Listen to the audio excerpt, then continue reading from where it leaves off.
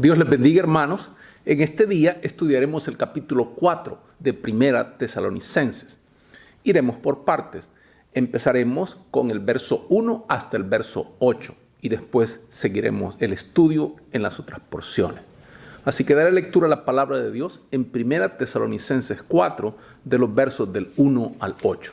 Dice así la palabra de Dios. Por lo demás, hermanos, os rogamos y exhortamos en el Señor Jesús, que de la manera que aprendisteis de nosotros cómo os conviene conduciros y agradar a Dios, así abundéis más y más.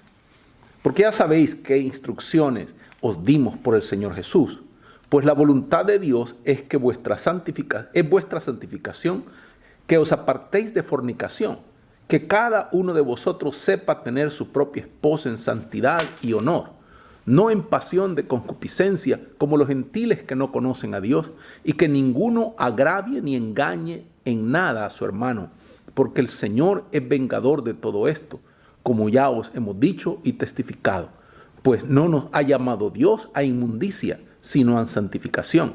Así que el que desecha esto, no desecha a hombre, sino a Dios, que también nos dio su Espíritu Santo. Nos resulta extraño que Pablo se extienda tanto para inculcar la pureza sexual en una congregación cristiana. Pero hemos de tener presentes dos cosas. La primera, que hacía poco que los tesalonicenses habían recibido la fe cristiana y que venían de una sociedad en la que la castidad era una virtud desconocida. Y seguían estando en medio de tal sociedad, cuya infección los amenazaba todo el tiempo. Les resultaría sumamente difícil desaprender lo que habían considerado natural toda la vida. La segunda, no ha habido nunca una época histórica en la que los votos matrimoniales se tomaran tan a la ligera y el divorcio fuera tan desastrosamente fácil. La frase que hemos traducido por que cada uno de vosotros sepa controlar su cuerpo consagrada y respetuosamente, también se podría traducir por que cada uno de vosotros tenga su propia esposa consagrada y respetuosamente. Aquí valdría la pena ver la nota que aparece en la versión Reina Valera de 95. Entre los judíos, el matrimonio se tenía teóricamente en alta estima. En teoría, se decía que un judío debiera estar dispuesto a morir antes que cometer asesinato, idolatría o adulterio. Pero de hecho, el divorcio era trágicamente fácil de lograr. La ley del Deuteronomio establecía que uno podía divorciar a su mujer si encontraba alguna impureza o algo vergonzoso en ella. Tal lo dice Deuteronomio 24:1. Lo difícil era saber qué era esa cosa indecente, qué era esa impureza o qué era eso vergonzoso. Los rabinos más estrictos lo limitaban exclusivamente al adulterio. Pero había una interpretación más laxa que ampliaba su sentido hasta incluir asuntos tales como estropear la comida, poniéndole demasiada sal, o salir a la calle con la cabeza descubierta, o hablarle irrespetuosamente de su familia política en presencia de su marido, o ser gritona, lo que se definía como hablar en voz alta o en una voz tan alta que se la pudiera oír en la casa de al lado. Como era de esperar, fue la aplicación más laxa la que fue aceptada. En Roma, durante los primeros 520 años de la República, no había habido ni un divorcio. Pero bajo el imperio, como se ha dicho, el divorcio era un asunto de capricho. Como decía Séneca, las mujeres se casaban para poder divorciarse y se divorciaban para poder casarse. En Roma se identificaban los años por los nombres de los cónsules, pero se decía que las señoras de moda identificaban los años por los nombres de sus maridos. Juvenal cita el ejemplo de una mujer que tuvo 8 maridos en 5 años. La moralidad estaba muerta. En Grecia, la inmoralidad siempre había ido a rienda suelta. Mucho tiempo atrás había manifestado Demóstenes: mantenemos a las prostitutas para el placer, decía él, las concubinas para las necesidades cotidianas del cuerpo y las esposas para tener hijos y para que guarden fielmente nuestros hogares. Siempre y cuando uno mantuviera a su esposa y a su familia, no era indecoroso mantener relaciones extramaritales. Era a hombres y mujeres que procedían de una sociedad así a los que se dirigía Pablo. Lo que a muchos les parecía un lugar poco común, o un lugar común más bien debo decir, un lugar común de la vida cristiana, a aquellos les parecería algo totalmente revolucionario. Una de las cosas que hizo el cristianismo fue establecer un código totalmente nuevo en la relación entre hombres y mujeres. En esta relación, ese código viene a ser el campeón de la pureza y el guardián del hogar. Esto no se puede decir suficientemente claro en nuestro propio tiempo, cuando estamos sufriendo otra revolución en el comportamiento sexual. En su libro titulado Lo que yo creo, un simposio sobre las creencias básicas de hombres y mujeres famosos, Kingsley Martin escribe: una vez que las mujeres se emancipen y empiezan a ganarse la vida y son capaces de decidir por sí mismas si van a tener hijos o no, hay que revisar las costumbres matrimoniales por necesidad.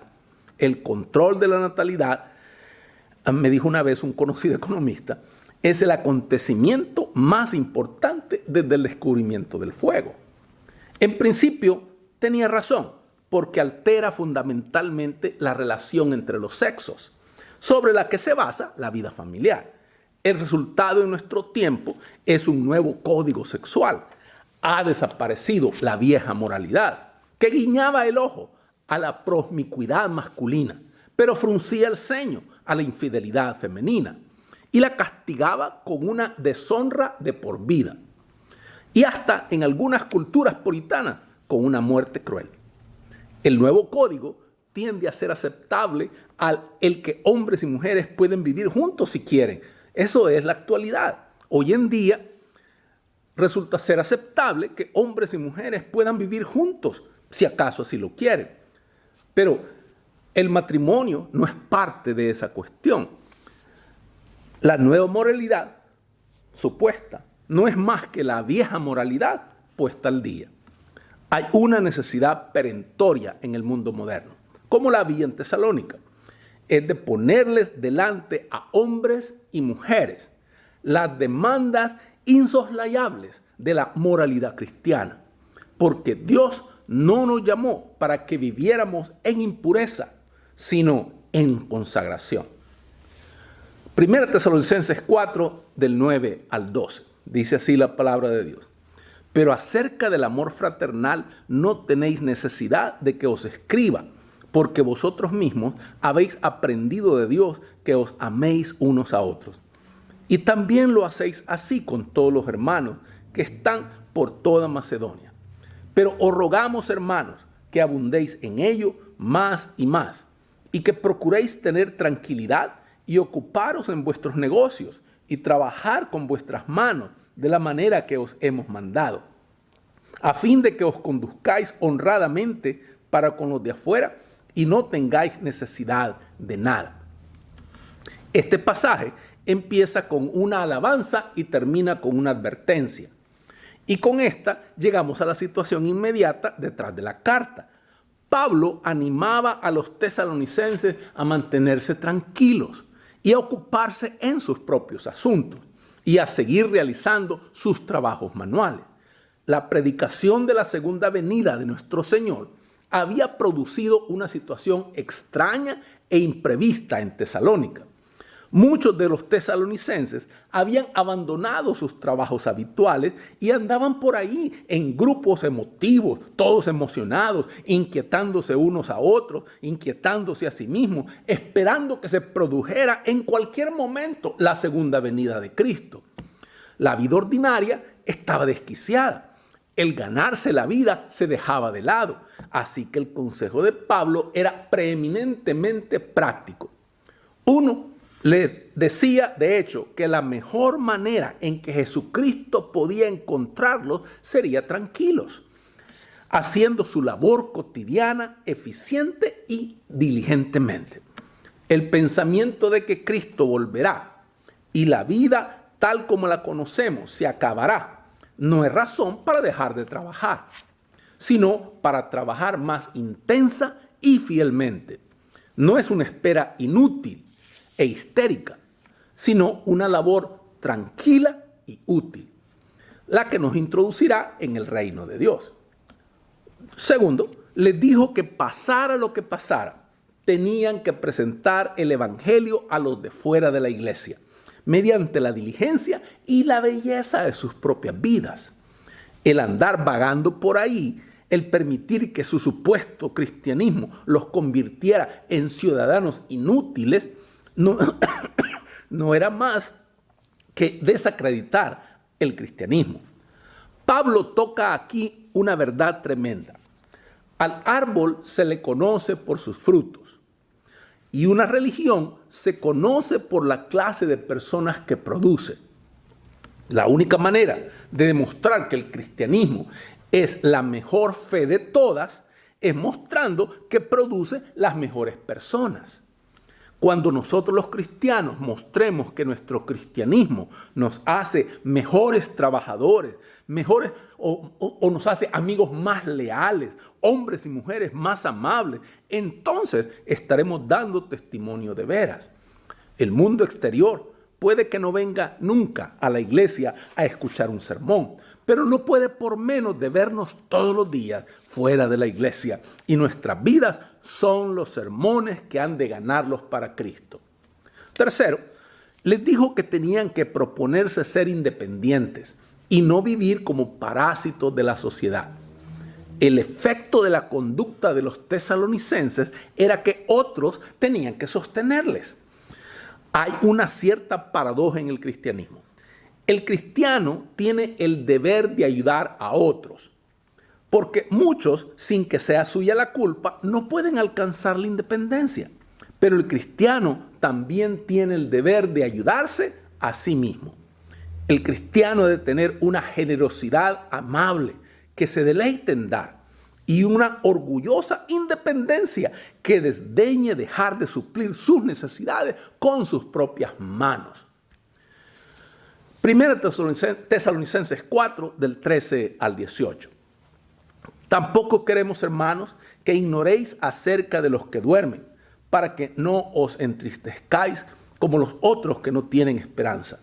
Porque si creemos que Jesús murió y resucitó, así también traerá Dios con Jesús a los que durmieron en él.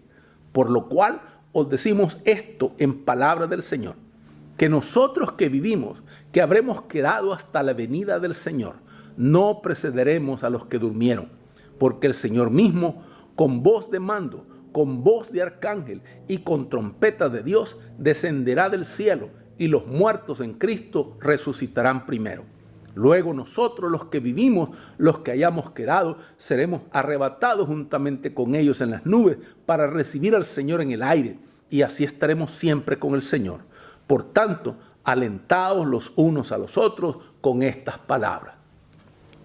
La esperanza de la segunda venida les había traído otros problemas a los de Tesalónica. Esperaban que se produjera inmediatamente.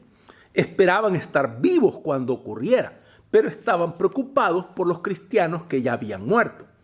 No podían estar seguros de que también participaran de la gloria de ese día. Pablo le responde que tendrán una misma gloria, los que ya hayan muerto y los que estén vivos. Les dice que no deben tener tristeza, como los que no tienen ninguna esperanza. Ante la muerte, el mundo pagano se encontraba sumido en la desesperación. Se enfrentaban con ella con una sombría resignación y una árida desesperanza. Esquilo escribió: una vez que un hombre muere, no hay esperanza de que resucite. Y Teócrito lo hacía en estos términos: mientras hay vida, hay esperanza, pero no la hay para los muertos. Y Cátulo decía: una vez que se pone en nuestra breve lumbrera, no nos queda más que una perpetua noche en la que no podemos hacer más que dormir. En sus lápidas aparecían lúgubres epitafios: no era, llegué a ser, ya no soy, no me importa nada. Epitafios de la antigüedad referentes a la muerte. Una de las cartas en papiro más patéticas que ha llegado hasta nosotros es una carta de pésame, en la que se lee de Irene a Taonofis y Filón: consolaos, lo sentí y lloré por el difunto como había llorado por Dídimas. Todo lo que se podía hacer lo hice, como todos los míos: Epafrodito y Termutión y Filión y Apolonio y Plantas. Pero a pesar de todo, no se puede hacer nada contra tales cosas. Por tanto, consolaos como podáis. Pablo establece un gran principio: la persona que ha vivido y muerto en Cristo sigue estando en Cristo y resucitará en Él. Entre Cristo y la persona que le ama hay una relación que nada puede romper, que sobrepasa la muerte. Como Cristo murió y resucitó, así la persona que está unida con Cristo resucitará. El cuadro que traza Pablo del día de la segunda venida de Cristo es pura poesía, un intento de describir lo indescriptible. En la segunda venida, Cristo descenderá del cielo a la tierra, dará una voz de mando, a la cual la voz de arcángel, la trompeta de Dios sonará y despertarán a los muertos. Entonces, los muertos y los vivos serán asumidos igualmente en las carrozas de las nubes para darle la bienvenida a Cristo. Y a partir de entonces ya estarán para siempre con el Señor. No se pretende que tomemos lo que es una visión espiritual con un literalismo crudo e insensible. No son los detalles lo que importa. No son los detalles lo importante, sino que tanto en la vida como después de la muerte, el cristiano está en Cristo. Y esa es la unión que nada puede romper. Entre Cristo y la persona que le ama hay una relación que nada puede romper y que sobrepasa a la muerte. Como Cristo murió y resucitó, así la persona que está unida con Cristo resucitará. Entre Cristo y la persona que le ama hay una relación que nada puede romper, que sobrepasa la muerte. Como Cristo murió y resucitó, así la persona que está unida con Cristo resucitará. Hermanos, que Dios les bendiga.